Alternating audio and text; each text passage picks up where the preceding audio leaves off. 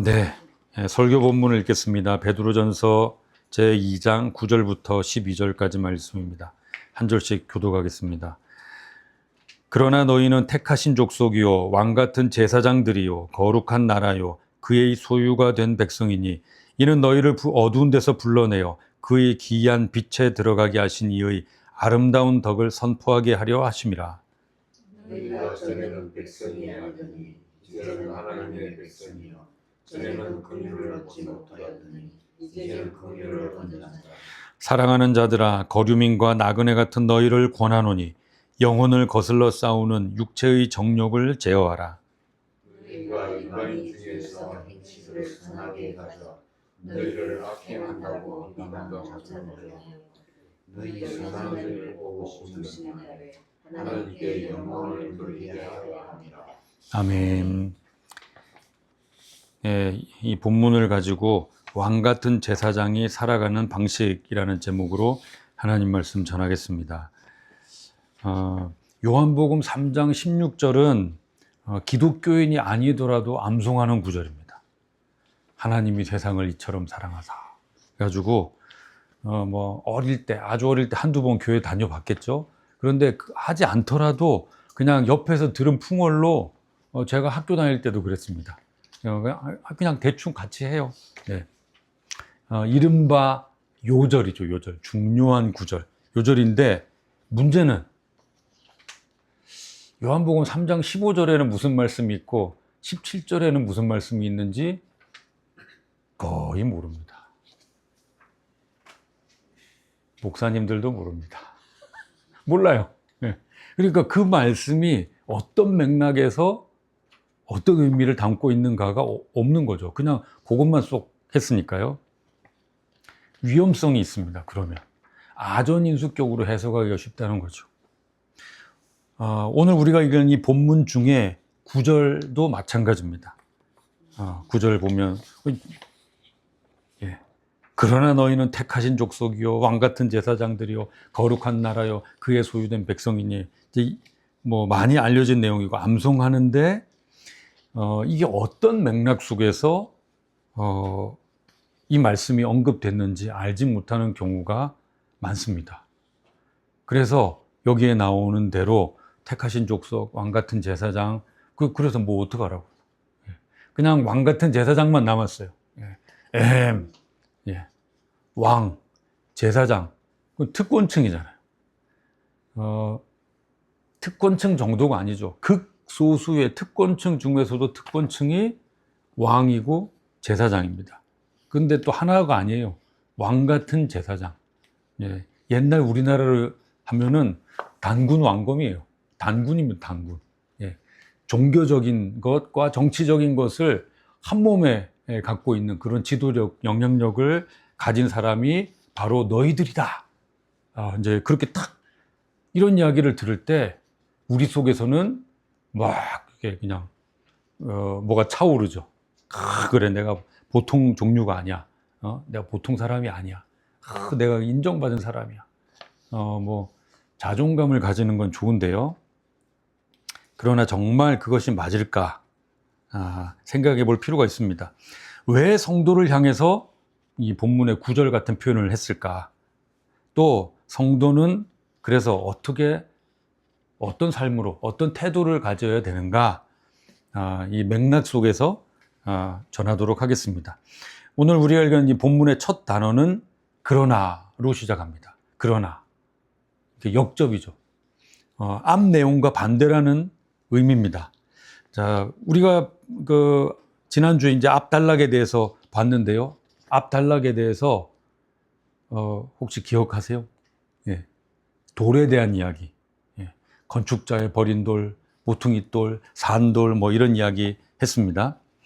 특히 세상에서 권력이든 철학이든 뭔가 이렇게 문화, 구조를 만드는 그 건축자들이 버린 돌이 예수님인데 하나님이 세우시는 신령한 집은 바로 그들이 버린 돌 같은 예수님을 오히려 기초로 삼아서 모퉁이의 머릿돌이 되게 하셨다. 이제 그 내용이었습니다.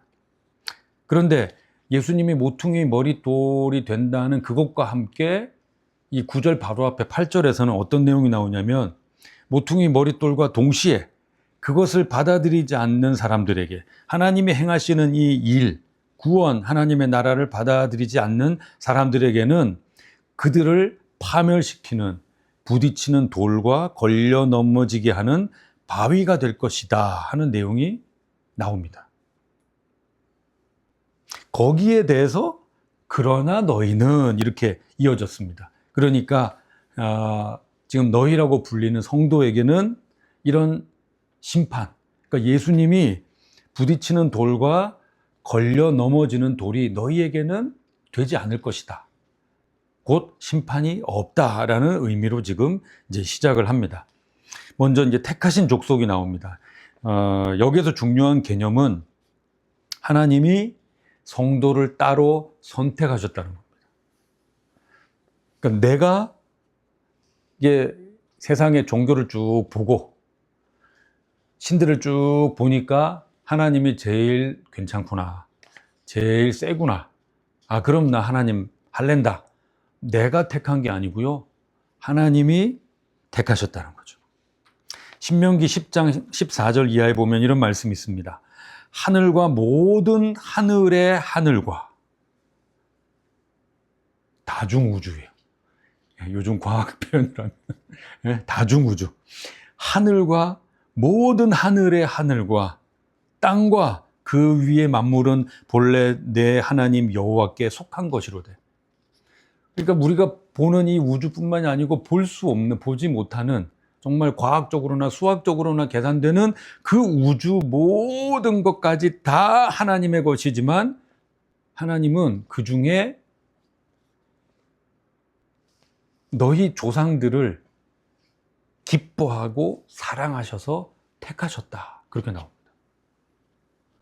온 우주 만물 중에, 보이는 것 보이지 않는 것들 중에 하나님이 특별히 기쁨과 사랑으로 택하신 존재가 누구냐면 너희의 조상이다. 이건 이스라엘 민족을 말하는 게 아닙니다. 믿음의 조상이에요. 믿음의 조상. 그리고 그들의 후손인 너희를 만민 중에서 또 택하셨다.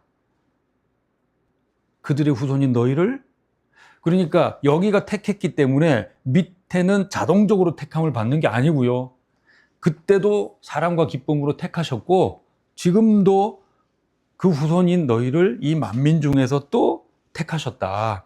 그렇게 말씀했어요. 그러니까 믿음, 하나님이 그때마다 믿음의 선조들을 택하시고 또 믿음의 후손인 너희를 택하셨다. 이게 신명기 말씀인데 똑같습니다. 지금도. 여기서 지금 조상과 후손으로 언급되는 이 족속이라는 건 혈통이 아닙니다. 성경은 혈통으로 혈통에 따라서 자동으로 구원받는다, 뭐 하나님의 은혜를 입는다, 그런 건 없어요. 오직 믿음으로 연결된 사람들이라는 그 내용입니다. 이 부분에 대해서는 이제 로마서 4장에서 잘 설명이 되어 있습니다. 자, 하나님이 선택하신 조건이 뭐냐? 택함 받은 대상이 이 사람 싹수가 있는데, 요 민족 참 괜찮은데, 얘가 뭐 잘 될 것 같은데 전혀 아니고 무엇인가요? 오직 하나님의 사랑과 기쁨. 하나님이 기뻐하시고 사랑하셔서 그 사람을 택했다는 거예요. 곧 그래서 하나님의 선택을 무조건적 선택, 어떤 조건을 보고 선택하신 것이 아니라 아무런 조건 없이 오직 하나님의 기쁨과 사랑으로 선택하셨다 하는 겁니다. 그 다음엔 왕 같은 제사장들, 이제 이 민감한 표현이 나옵니다. 특별히 여기서 제사장이라는 건요, 모든 종교에서 신과 사람, 어떻게 보면은 이제 물리적 공간으로 따지면 하늘과 땅을 연결하는 아주 특수한 신분입니다. 그런 사람들을 제사장이라고 합니다. 이제 기독교도 제사장을 아주 중요하게 여기고 있는데요. 자, 하나님이 한 사람이 아니라 이스라엘 민족 그 공동체를 이제 처음 만나실 때 하나님께서 바로 이 단어를 언급하십니다. 출애굽기 19장 5절 이하에서 너희는 모든 민족 중에서 내 소유가 되겠고, 지금 2장 9절하고 비슷하죠. 너희가 내게 대하여 제사장 나라가 되며 거룩한 백성이 되리라. 여기에 지금 소유, 제사장, 나라, 거룩한 이런 표현들이 나오고 있습니다. 지금. 그러니까 지금 베드로전서 2장 9절의 이 내용은 출애굽기 19장 5절 6절이 한 민족에게 국한된 것이 아니고 정말 많은 하나님의 백성이라고 일컬어짐을 받는 그 많은 민족 중에서 택함을 받은 사람들의 속에서 이루어졌다 하는 것을 나타내는 건데요. 출애굽기에서 이렇게 하시면서 독특한 제사 제도를 함께 주셨어요. 그리고 그 민족 중에서 제사장 나라 역할을 해라. 그랬는데 우리가 알다시피 이스라엘은 민족들의 제사장이기를 거부했습니다. 그리고 그 제사 제도를 자기 민족, 우리 민족만을 위한 제사, 우리 민족만을 위한 하나님으로 하나님을 제한시켜 버린 거죠. 변질시켰습니다. 그러니까 온 우주의 하나님, 온 열방과 민족의 하나님이 아니라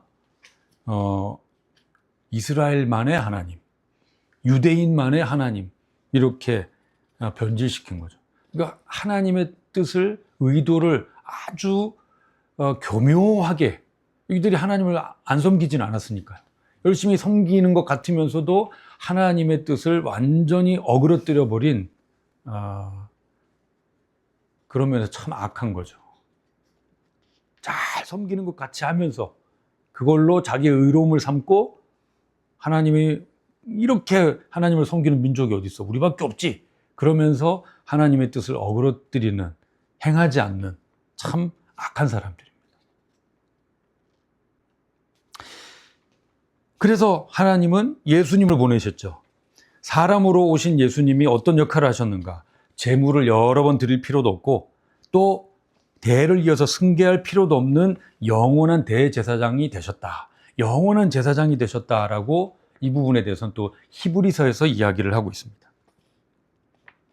이 예수님이 이스라엘에 국한되지 않고 땅 끝까지 이르는 복음에 대해서 말씀하셨죠.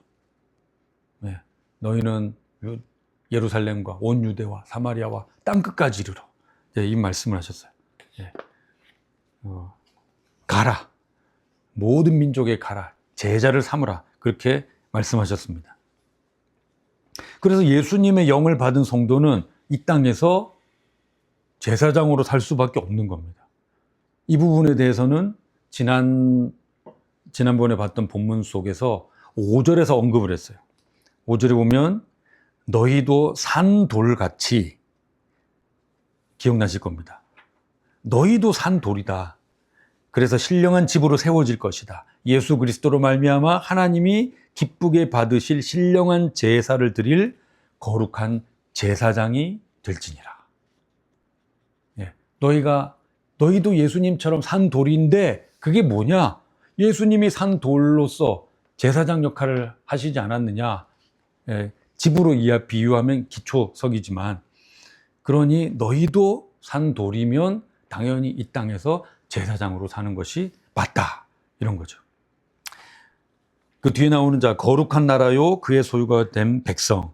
구약에서 하나님은 그 선택하신 백성의 왕으로서 그들을 다스리는 나라를 보였습니다.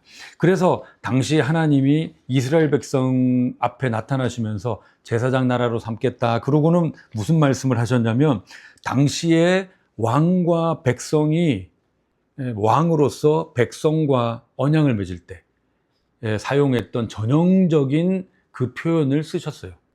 그들도 이해할 수 있도록, 이게 하나님과 우리가 어떤 관계다라는 걸 이해할 수 있도록 사용한 표현이 뭐냐면, 나는 너희의 하나님이 되고 너희는 내 백성이 될 것이다. 이게 고대 국가에서 이집트든 바벨론이든 왕이 백성들 앞에서 이걸 선포했습니다. 나는 너희의 왕이고 너희는 내 백성이다. 그게 이제 이렇게 옛날 비석, 고대 비문 같은 데 적혀 있어요. 그러니까 이스라엘 사람들도 그걸 봤을 거 아니에요? 예, 그런 표현들에 대해서 이제 이해가 있을 겁니다. 그런데 하나님이 지금 이스라엘 백성들 앞에서 그렇게 얘기하시는 거예요. 내가 너희의 하나님이 되고 너희는 내 백성이 될 것이다 하는 순간 이거 어디서 많이 듣던 문장 형식이네. 이게 하나님이 우리의 왕이 되시고 우리를 다스리고 우리는 그의 백성이 된다, 그의 소유가 된다는 것이구나 라고 충분히 이해할 수 있는 그 문화적 배경으로 여기에 이제 그렇게 사용하셨다는 거죠.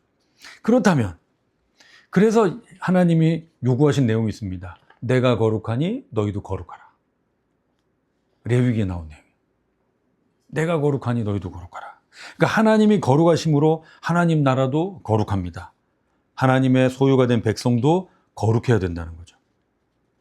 예수님은 이 주기도문을 통해서 그 하나님의 나라가 임하기를 구해야 된다 하는 것을 가르쳐 주셨습니다.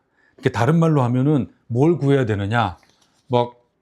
진짜 이렇게 하늘에서 무슨 새 예루살렘 성이 진짜 큰 네모난 정사각형의 성이 쿵 떨어져 가지고 세상을 납작하게 만들고 그런 게 아니고요. 거룩함이 임하기를, 하나님의 통치, 다스리심이 임하기를. 그런데 그럼 우리는 이제 여기서 하나님 거룩함이 임하게 하여 주옵소서. 그러면 하나님이 애따 여기 있다 그러면서 거룩을 이렇게 이렇게 자 거룩이다 그러고, 예, 그러면 하나님 이걸 주시려거든 거룩보다 현찰도 주시옵소서 그렇게 되겠죠 금방. 거룩 역시 그냥 하나님이 위에서 뿌려주시는 게 아닙니다. 거룩이라는 것은 우리의 삶 속에서 정말 힘겹게 맺혀지는 열매 같은 것이거든요. 이는 나옵니다. 이는 여러 번 말씀드렸는데요. 성경에서 이는은 왜냐하면이라는 뜻인데, 너희를 어두운 데서 불러내어 그의 기이한 빛에 들어가게 하시니 아름다운 덕을 선포하게 하려 하심이라. 세상에서 하나님의 거룩을 전하고 우리가 받은 구원을 전하고 복음을 전하는 것, 말 그대로 전도입니다. 전도를 통해서 예수님의 영이 사람에게 임하고 하나님 나라가 임하고 거룩이 임하는 겁니다.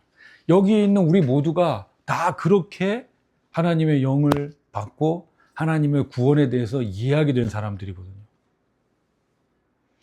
안 믿는 사람, 그러니까 다른 사람을 통해서든지 부모를 통해서든지 어쨌든 다른 사람을 통해서 복음을 듣고 예수님이 하신 일을 듣고 하나님에 대한 이해를 갖고 우리 속에 거룩이 임하게 됐다 하는 거죠. 자, 10절에는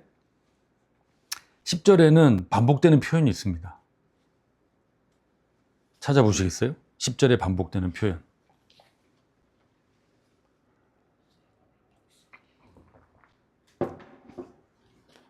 네, 제가 물을 마시기 위한 시간을 벌기 위해서입니다. 네. 전에는, 이제는 그렇게 되고 있죠.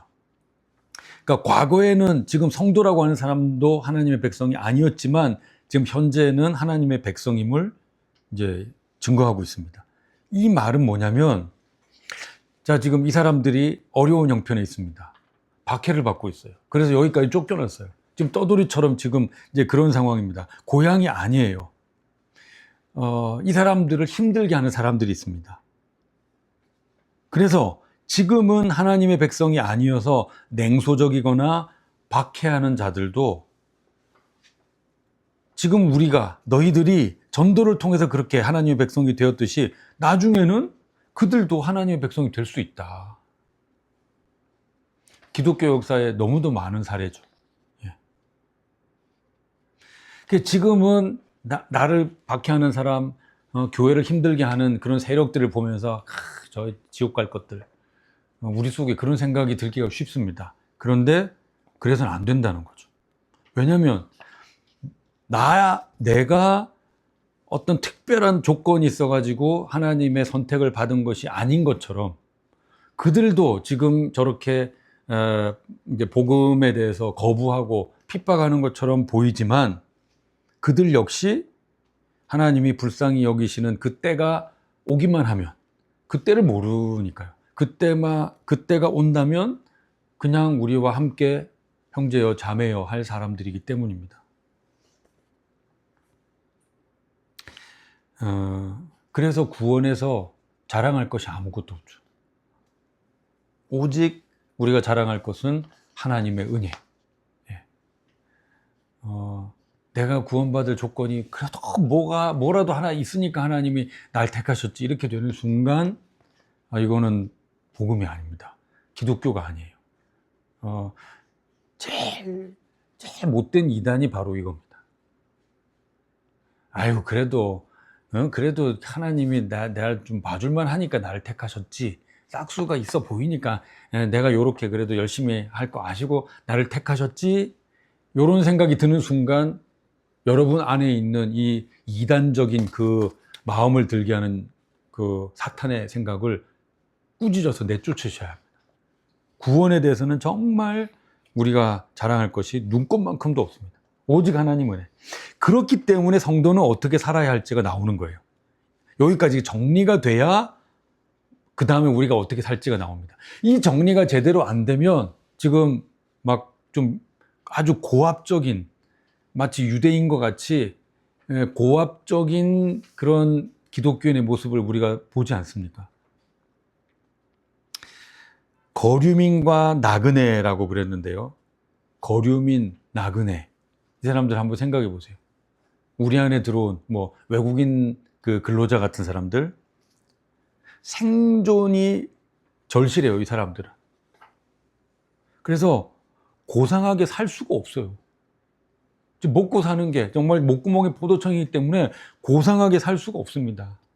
정말 힘들고 어렵게 살고 있습니다. 그들이 그때 당시의 성도의 형편입니다. 그런데 뭐라고 얘기하냐면 영혼을 거슬러 싸우는 육체의 정욕을 제어하라. 여기서 우리가 한 가지 정말 중요한 것을 이게 그 진리를 배울 수 있습니다.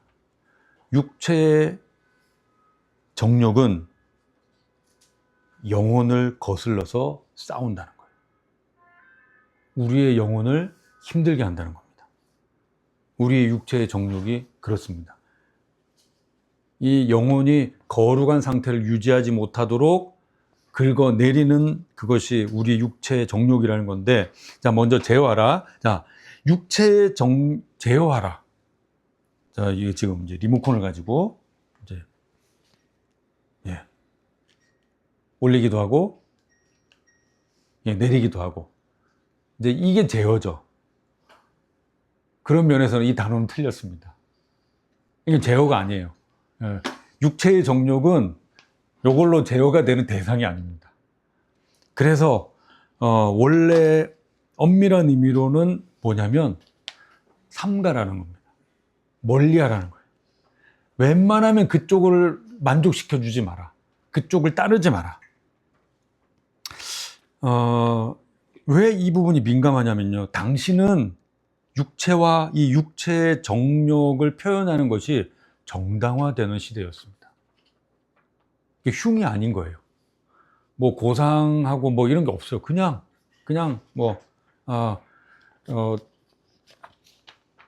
정말 요즘 표현을 하면 그냥 난잡하다고 볼 수 있는데, 그때로는 그게 전혀 난잡한 게 아니에요. 그냥 사회적으로 얼마든지 허용되든, 여기까지는 그래 이 정도는 해준다가 아니고, 그냥 그게 전혀 이상할 것 없는 그런 시대였습니다. 사실 안 들켜서 그렇지, 드러나지 않아서 그렇지, 지금도 마찬가지죠. 엉망진창이죠. 엉망진창입니다. 여기에서 육체의 정욕은요, 그냥 음란 이뿐만 아니라, 우리는 그것만 생각하기 쉬운데요, 그거가 아니라고 해서 나는 괜찮다고 생각하는 크리스찬들도 의외로 많을 수 있는데, 이 육체의 정욕은 오히려 육체의 정욕 안에서도요, 음란은 이렇게 좀 저질같이 볼 수 있는데, 이 앞에서 이야기했던 그 세상의 건축자가 세우려고 했던 모든 구조에서 내가 그 높은 곳으로 가고 싶다 하는 그 모든 마음 다 포함됩니다.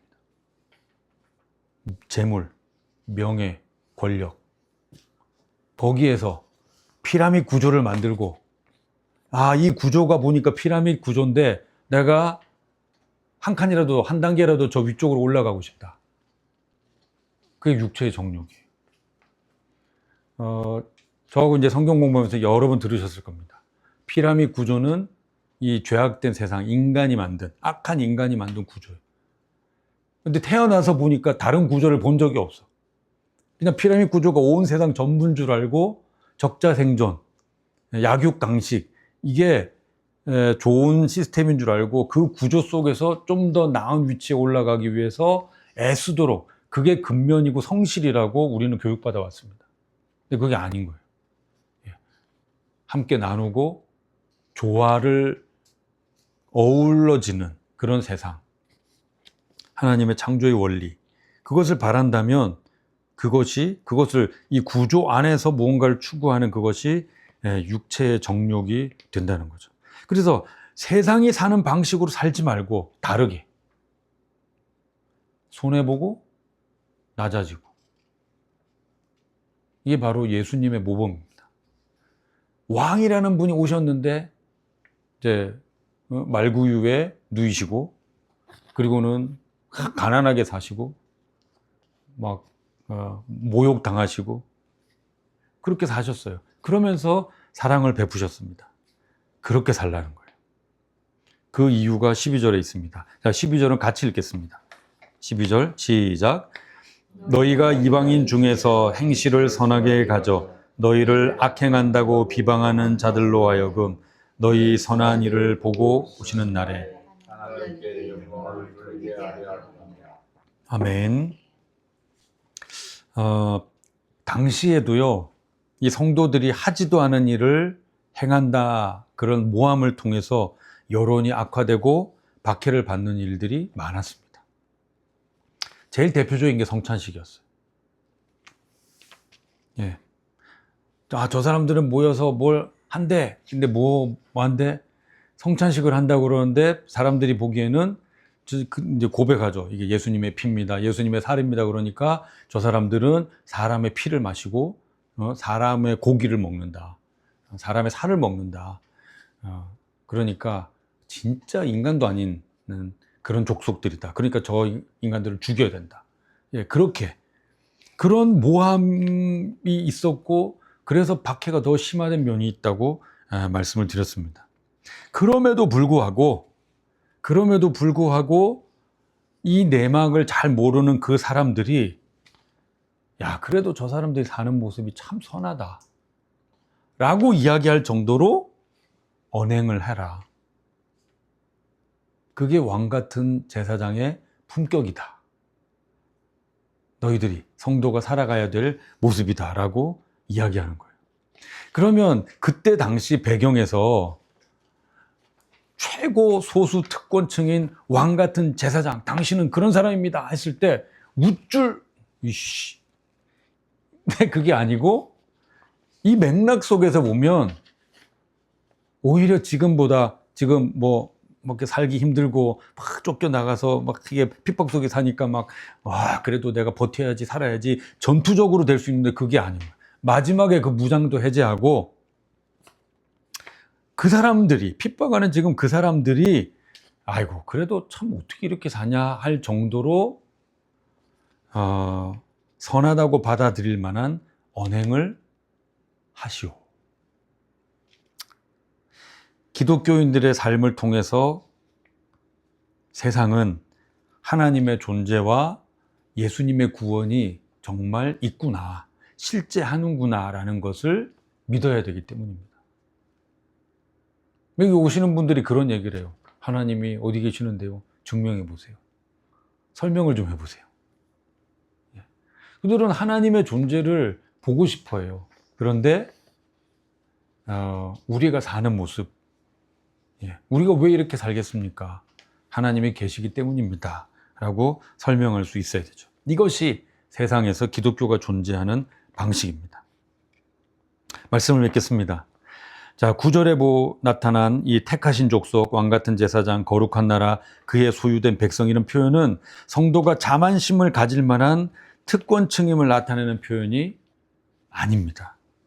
문맥을 통해서 볼 때 하나님의 탁월함과 은혜를 통해서 주어진 신분이기 때문에 내 속에서 나온 것이 아니기 때문에 오히려 겸손하게, 특별히 모함과 박해의 상황에서도 선한 행실을 우리는 추구해야 된다 하는 것을 본문은 역설하고 있습니다. 이 내용이 드러난 것이 바로 계시록 5장 9절 이하의 말씀인데요. 일찍이 죽임을 당하사 각 족속과 방언과 백성과 나라 가운데서 사람들을 피로 사서 하나님께 드리시고 그들로 우리 하나님 앞에서 나라와 제사장들을 삼으셨으니, 나라와 제사장, 이게 바로 왕같은 제사장입니다. 나라와 제사장들을 삼으셨으니 그들이 땅에서 왕노릇 하리로다 하더라. 이게 왕같은 제사장으로 살아가는 방법이라는 거죠. 지금 우리나라는 하나님과 사람 사이에, 이 하늘과 땅 사이에 제사장이 더욱 필요한 시기 같습니다. 지금 우리가 그 분위기를 느끼고 있지 않습니까? 그런데 하나님 나라의 임재를 이제까지 어떻게 해석한 게 크면서도 왜곡된 흐름이었냐면, 그 중세 시대 로마 카톨릭처럼 국가 권력 위에 이렇게 교회가 있는 거예요. 그래가지고 교황이 이 나라는 당신이 왕하시오, 이 땅은 당신이 영주하시오, 이런 식으로 국가들 위에 교회가 있어가지고 교회의 명령에 따라서 국가가 움직이는, 백성이 움직이는. 그러니까 아까 말씀드린 대로 피라미드 구조를 허물고 하나님 안에서 모두가 다 사랑하고 존중하는 그런 세상이 아니라, 피라미드 구조 위에 제일 높은 교회를 하나 더 놓는 옥상옥이 되는 거죠. 왕족과 귀족이 있는데 그 위에 교회, 사제들이 있어요. 이런 구조를 만들고, 그래서 그 통치가 좀 먹히니까 그게 바로 이 땅에 이루어진 하나님 나라라고 착각하는 일. 지금 우리나라에서도 그렇게 하려고 그래요. 교회가 커지고 세력, 그러면 정치인들을 오라가라 막 이렇게 합니다. 야, 우리 교회에서 지금 표가 몇 개가 나올 수 있는데, 이런 식으로 그렇게 영향력을 행사하려고 해요. 이건 중세 카톨릭의 좀 왜곡된 하나님 나라에 대한 이해를 반복하는 것과 마찬가지입니다. 이런 걸 이제 그쪽 이제 전문 용어로 크리스텐둠이라고 그렇게 얘기를 합니다. 하나님 나라인데 이게 무슨 또 하나의 돔 왕국, 그걸 올려놓은 것 같은 그런 식으로 쫙 막 그냥 이렇게 영향력을 행사하려는, 이것이 전혀 하나님의 의도하신 하나님 나라 왕 같은 제사장의 삶이 아니라는 거죠. 오직 참 복음, 예수님의 사랑. 이 세상은 하나님을 잃었습니다. 사랑이신 하나님을 잃어서 사랑 없는 세상이 됐습니다. 이런 세상에서 예수님의 사랑, 참 사랑을 전하는 제사장, 정말 필요한 존재들이죠. 하나님은 세상에 아주 특출난 사람들을, 엘리트들을 뽑아서 그 역할을 시키지 않고, 맡기시지 않고, 우리 같은 사람도, 우리 같이 이렇게 부족한 사람도 뽑아서 네가 있는 그 자리에서 그 역할을 좀 해주면 좋겠다. 각각으로 이렇게 맡겨주셨습니다.